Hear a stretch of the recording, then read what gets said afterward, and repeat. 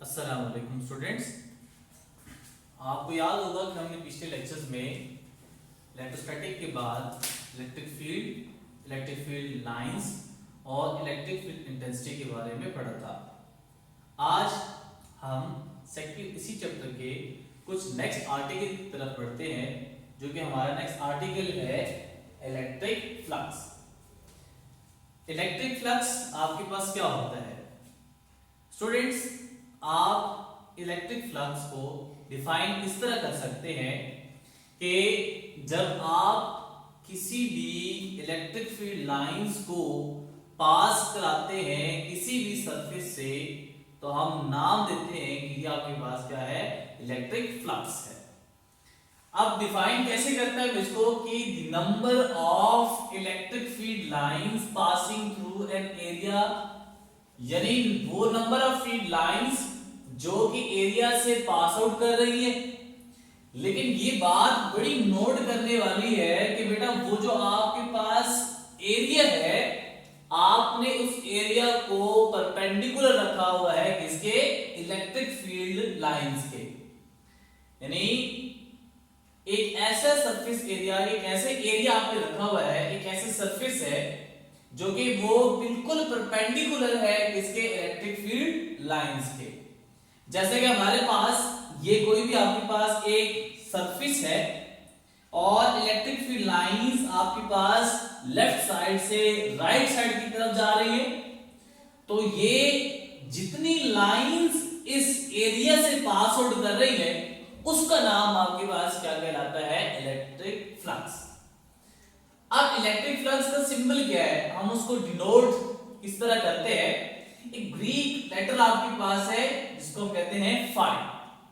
Phi is the symbol of electric flux, लेकिन subscript में जो स्मॉल ई लिखा हुआ है ये इंडिकेट कर रहा है किसको, इलेक्ट्रिक फ्लक्स को।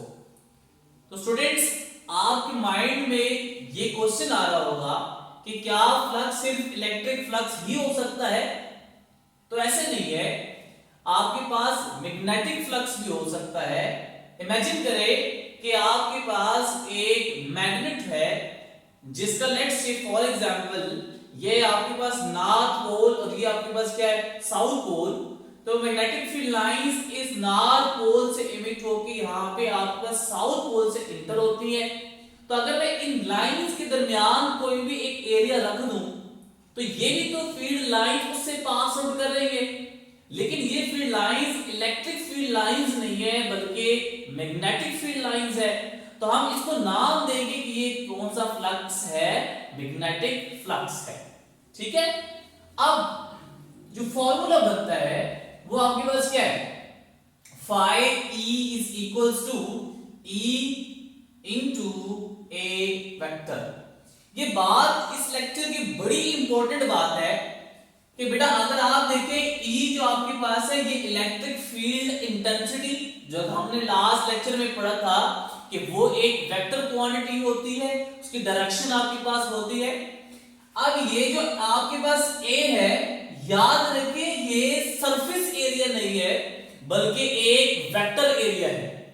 तो सरफेस एरिया आपके पास क्या होता है, फॉर एग्जांपल अगर आप देखें कि ये कोई भी आपके पास एक रेक्टेंगुलर शेप है जिसकी लेंथ आपके पास 3 मीटर है और विड्थ आपके पास 2 मीटर है, तो जब आप इसका सरफेस एरिया फाइंड करेंगे तो आप करेंगे कि 3 multiply by 2 that is length multiply by width, तो ये आपके पास आ जाएगा 6।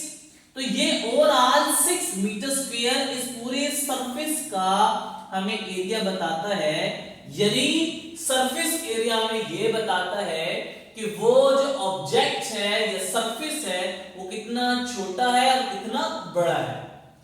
लेकिन ये बात नोट कर ले कि बेटा यहां पे जो आपके पास एरिया है ये सरफेस एरिया नहीं है बल्कि एक वेक्टर एरिया है। और वेक्टर एरिया एक ऐसा एरिया होता है जो कि मैग्नीट्यूड वाइज उस सरफेस एरिया के बराबर होता है और उसकी जो डायरेक्शन है वो हमेशा उस प्लेन के या फिर उस सरफेस के बिल्कुल परपेंडिकुलर होगा।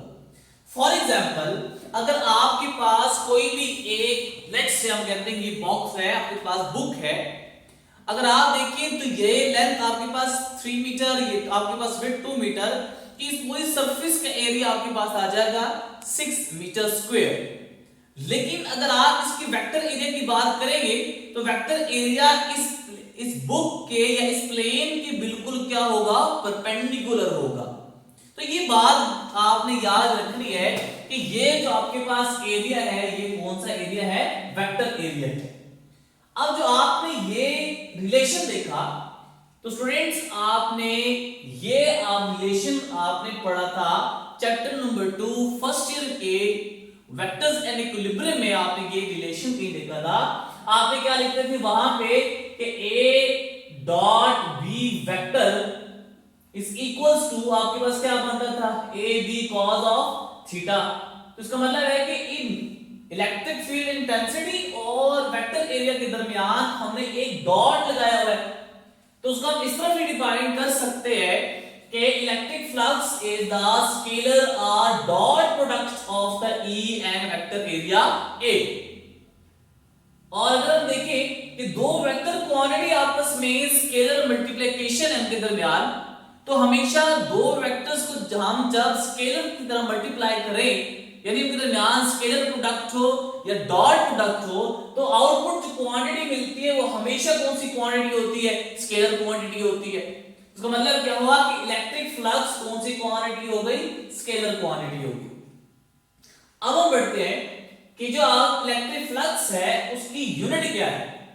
तो बेटा आपने पिछले लेक्चर में electric field intensity that is equals to E is equals to F divided by Q और फोर्स डिवाइडेड बाय Q था, तो फार्मूले से ही यूनिट हम निकालते हैं।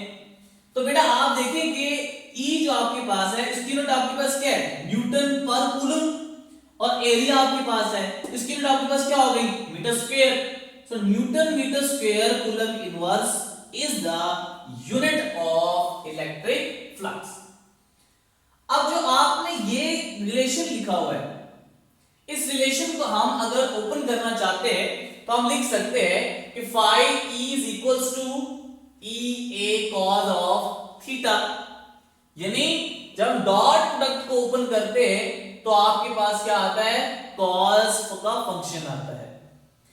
और ये जो थीटा है, ये बात नोट कर ले कि ये थीटा आपके पास इलेक्ट्रिक फील्ड इंटेंसिटी और सरफेस एरिया नहीं है, बल्कि ये एक वेक्टर एरिया के दरमियान है।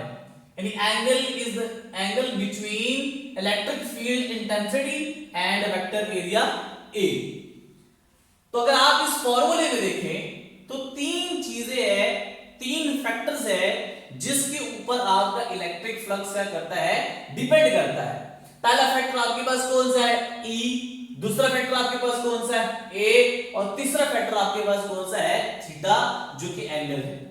तो इन तीन फैक्टर्स के लिहाज से आप कह सकते हैं कि अगर आप एक फैक्टर को वेरी करेंगे तो ऑटोमेटिकली आपके पास ये इलेक्ट्रिक फ्लक्स की वैल्यू भी क्या होती जाएगी, वो वेरी करती जाएगी। तो आइए हम देखते हैं कि एक अगर हम केसेस कंसीडर कर ले कि अगर आपके पास कभी एक सरफेस एरिया आपने रखा हुआ है परपेंडिकुलर, कभी आपने सरफेस रखा हुआ है पैरेलल, और अगर आप ना पैरेलल रखें ना परपेंडिकुलर रखें तो उस केस में इलेक्ट्रिक फ्लक्स की वैल्यू क्या आएगी। तो पहला केस आपके पास है कि when surface is held perpendicular to the electric field. मिसाल के तौर पर ये क्या कहता है कि अगर आपके पास एक सरफेस है जो कि परपेंडिकुलर पड़ा हुआ है किसके, इलेक्ट्रिक फील्ड लाइंस के।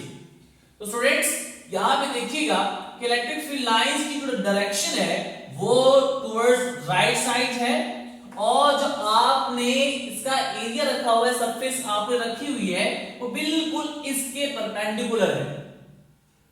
तो ये बात बड़ी नोट करने वाली है कि देखिए आपका जो वेक्टर एरिया की जो डायरेक्शन है वो इसके बिल्कुल क्या है, पैरेलल है। आप फॉर एग्जांपल आपका सरफेस आपने ये रखा हुआ है कि electric field lines right side में जा रही हैं, तो आपने जो एरिया रखा हुआ है वो बिल्कुल इसके क्या रखा हुआ है, परपेंडिकुलर रखा हुआ है। तो अगर आप देखें कि वेक्टर एरिया की डायरेक्शन है वो भी राइट साइड में बन रही है, तो अगर आप इससे देखें तो इलेक्ट्रिक फील्ड लाइंस और वेक्टर एरिया दोनों आपस में क्या हो गए, पैरेलल हो गए। जब दो लाइंस आपस में पैरेलल हो जाएं तो उनके दरमियान एंगल कितना होता है, 0 डिग्री का। तो अब आपने फॉर्मूला पढ़ा है कि phi is equal to E A cos of theta. अब थीटा की वैल्यू आप यहां पे 0 पुट करें तो ये क्या बनेगा, phi is equal to E A cos of 0 degree. और हमें पता है कि cos 0 डिग्री आपके पास किसके बराबर होता है, 1 के। तो आपके पास क्या बनेगा, phi is equal to E ए। तो इस केस से हमारे पास कंक्लूजन क्या आया, हमने क्या कंक्लूड किया कि जब सरफेस परपेंडिकुलर होगा इलेक्ट्रिक फील्ड के तो उस केस में आपके पास मैक्सिमम फ्लक्स होगा, क्योंकि वहां से maximum number of field lines pass out कर रही है। अब हम बढ़ते हैं नेक्स्ट केस की तरफ कि आपने सरफेस को बिल्कुल क्या रखा हुआ है, पैरेलल रखा हुआ है। यानी कि आपके पास लेट्स से फॉर एग्जांपल आपके पास फील्ड लाइंस राइट साइड पे जा रही है और आपने यहां पे क्या रखा हुआ है, सरफेस एरिया इसके बिल्कुल पैरेलल रखा हुआ है। तो अगर 5, 6 या 10 लाइनें यहां से जा रही हैं तो हो सकता है कि 1 या 2 लाइंस इससे पास आउट कर जाए। तो स्टूडेंट्स एक बात, लाजमी बात याद रखें कि हमने थीटा को कहा हुआ है कि वेक्टर एरिया और ई के दरमियान है।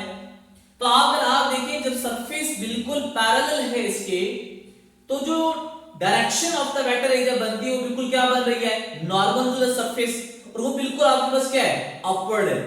तो अगर आप देखिए कि फील्ड लाइंस राइट साइड पे जा रही है और आपका वेक्टर एरिया किधर है, अपवर्ड है, तो इन दोनों के दरमियान जो एंगल बन रहा है वो कितना बन रहा है, 90 डिग्री का बन रहा है।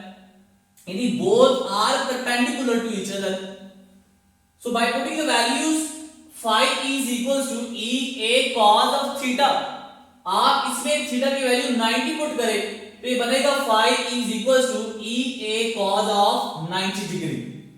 और हमें पता है कि cos 90 डिग्री की वैल्यू आपके पास क्या होती है, 0। तो जब आप ये 0 यहां पुट करेंगे तो इंटायर फैक्टर के साथ वो मल्टीप्लाई करके क्या हो जाएगा, 0। तो इस केस से कंक्लूड क्या किया हमने कि जब आप किसी भी एरिया को क्या करें, पैरेलल रखें, उसके सरफेस को पैरेलल रखें इलेक्ट्रिक फील्ड लाइंस के, तो वहां पे मिनिमम फ्लक्स प्रोड्यूस होगी, क्योंकि वहां से मिनिमम नंबर ऑफ लाइंस उस सरफेस से पास आउट कर जाएंगे। अब तीसरा केस क्या है कि एक सरफेस आपके पास ना तो परपेंडिकुलर है और ना ही आपके पास क्या है, पैरेलल है, यानी वो किसी एंगल के ऊपर पड़ा हुआ है।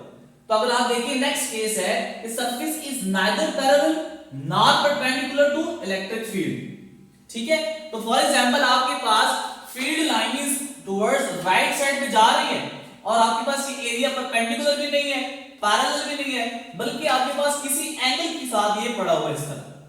ठीक है, तो उस केस में आपको जो फ्लक्स फाइंड आउट करने का फॉर्मूला है वो आपके पास क्या है, phi is equals to E dot A R, phi is equals to E A cos of theta. अब अगर आपको ये एंगल पता हो उस केस में आप फाइंड आउट कर सकते हैं कि वहां पे इलेक्ट्रिक फ्लक्स की वैल्यू क्या आएगी। तो केपीके बुक में आपके पास लास्ट पैराग्राफ में लिखा हुआ है, याद रखें कि अगर क्लोज सरफेस हो, क्लोज सरफेस के लिए आपके पास क्या होगी कि अगर आपने एक पॉजिटिव चार्ज को क्लोज किया हुआ है किसी सरफेस में, तो वो एज अ सोर्स का काम कर रहा है, तो इलेक्ट्रिक फील्ड लाइन उससे आपके पास आउटपुट जा रही है, तो उस केस में आपका जो फ्लक्स है वो क्या होगा, पॉजिटिव होगा। लेकिन अगर आप एक नेगेटिव चार्ज उस सरफेस में इनक्लोज कर दें तो वो एज अ सिंक का रोल अदा कर रहा होता है, तो उस केस में आपके पास जो फ्लक्स की वैल्यू आएगी वो क्या होगी, वो हम कहेंगे उसको नेगेटिव फ्लक्स कहेंगे। लेकिन इसके बरक्स अगर आपने एक पॉजिटिव चार्ज और एक नेगेटिव चार्ज दोनों को आपने क्लोज सरफेस में रख दिया है, तो उस केस में फ्लक्स की कोई भी वैल्यू आपके पास नहीं आएगी। It's mean there will be zero flux.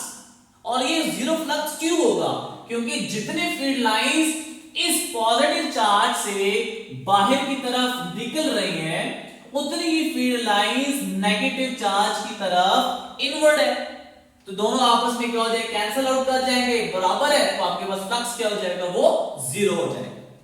तो ये आपके पास क्या था, एक थ्योरेटिकल पार्ट था। अब हम क्या करते हैं, एक एमसीक्यूज करते हैं। तो एमसीक्यूज क्या है कि at what angle the electric flux will be more, किस एंगल के ऊपर आपका इलेक्ट्रिक फ्लक्स ज्यादा होगा। अब देखिए आपका ऑप्शन क्या है, 30, 60, 75 एंड 80 डिग्री। अब हमने केसेस यहां पढ़े। पहला केस क्या था, आपके परपेंडिकुलर, उस टाइम पे आपका एंगल आपके पास क्या था कि 0 डिग्री, तो आपके पास मैक्सिमम फ्लक्स आ रहा था। जब आपका एंगल क्या था 90 डिग्री, यानी थीटा की वैल्यू ग्रेटर है, तो वहां पे फ्लक्स की वैल्यू क्या है, मिनिमम है। जहां पे थीटा की वैल्यू 0 डिग्री आ रही है, तो वहां पे उसका फ्लक्स क्या है, मैक्सिमम है। तो इससे आप लगा सकते हैं ये अंदाजा कि जिस एंगल पे स्मॉलेस्ट वैल्यू होगी एंगल की, उसी वैल्यू के ऊपर आपका फ्लक्स भी क्या होगा, वो मैक्सिमम होगा। तो इस सारे ऑप्शन में आपके पास मिनिमम एंगल क्या बन रहा है, 30 डिग्री, ये because it is near to the zero, so at this angle the flux will be maximum or more as compared to the other options। अगर आपको यही एमसीक्यू इस तरह आ जाए कि at what angle the electric flux will be minimum, और option आपके पास चारों यही हो, तो आपने देखना है कि कौन सा एंगल बड़ा है, 90 के करीब तरीन कौन सा एंगल है। तो इसमें आपके पास 80 degree is nearest to the 90 degree, so at this angle flux will be minimum. ठीक है, उम्मीद है आपको ये क्या होगा, समझ आया होगा। अब हम नेक्स्ट एमसीक्यूज की तरफ बढ़ते हैं। नेक्स्ट एमसीक्यूज आपके पास क्या है, at what angle flux is half of its maximum value, कि किस एंगल के ऊपर आपका फ्लक्स मैक्सिमम वैल्यू के हाफ है। तो अगर आपको ऑप्शन देखिए 30 डिग्री, 45 डिग्री, 60 डिग्री या नन ऑफ दीज, तो स्टूडेंट्स क्या करते हैं, वो एंगल 90 डिग्री पे आपके पास यहां पे देखिए एंगल 90 डिग्री पे क्या आ रहा है, 0। इसका मतलब है कि वो आप एंगल को हाफ कर दें तो आपके पास फ्लक्स की वैल्यू भी क्या हो जाएगी, हाफ हो जाएगी। नहीं, ऐसा नहीं होता, क्योंकि अगर आप इस फॉर्मूले में देखें, सिर्फ थीटा के ऊपर डिपेंडेंस नहीं है, बल्कि थीटा के साथ एक ट्रिग्नोमेट्रिक फंक्शन भी लगा हुआ है जो कि कॉस है। तो हमने वो वैल्यू देखनी है एंगल की कि जिसमें कॉस फंक्शन की वैल्यू आपके पास हाफ आती है। तो इस ऑप्शन में अगर आप देखिए फॉर्मूला क्या है, phi is equal to EA cos of theta। आप इसको थीटा को 0 यहां पे 60 डिग्री पुट करें तो ये बनेगा phi is equal to EA cos of 60 degree, और हमें पता है कि cos 60 डिग्री बराबर होता है 1/2 which is equal to 0.5। तो इसमें देखें कि आपका cos 60 डिग्री किसके बराबर आ जाएगा, 1/2, तो ये बन जाएगा phi is equal to EA divided by 2, और phi is equal to EA, तो नॉमिनेटर में EA है, ये तो मैक्सिमम वैल्यू है फ्लक्स की। तो अगर आप इसको इस तरह भी लिख सकते हैं कि phi is equal to phi maximum divided by 2, तो आपके पास जो करेक्ट ऑप्शन बनती है वो है 60 degree, at angle of 60 degree flux is half of its maximum value। तो ये आपके पास थी कुछ आपने इलेक्ट्रिक फ्लक्स की बातें। हमने क्या पढ़ा, इलेक्ट्रिक फ्लक्स की डेफिनेशन पढ़ी, फिर हमने क्या किया, इलेक्ट्रिक फ्लक्स का सिंबल पढ़ा, फिर हमने इलेक्ट्रिक फ्लक्स का फॉर्मूला कहा, फिर हमने उसमें बड़ी इंपॉर्टेंट बात नोट की जो कि वेक्टर एरिया के लिहाज से है। फिर हमने इलेक्ट्रिक फ्लक्स की डिपेंडेंस देखी कि किन फैक्टर्स के ऊपर डिपेंड कर रहा है। फिर हमने देखा कि हमने इलेक्ट्रिक फ्लक्स के 3 केसेस को स्टडी किया। परपेंडिकुलर हो तो फ्लक्स आपके पास यहां पे क्या होता है, मैक्सिमम होता है। अगर आपके पास सरफेस एरिया पैरेलल हो तो फ्लक्स आपके पास क्या होता है, मिनिमम होता है। अगर ना पैरेलल हो ना परपेंडिकुलर हो, उस केस में जो आपको फार्मूला मिलेगा जिससे फ्लक्स मिलेगा वो है phi is equal to EA cos of theta। और फिर हमने इसके कुछ आपके एग्जाम देखे यहाँ पे MCQ। तो उम्मीद है आपको ये लेक्चर समझ आया होगा। आगे नेक्स्ट लेक्चर में हम मजीद बढ़ेंगे, तब तक के लिए अल्लाह हाफिज।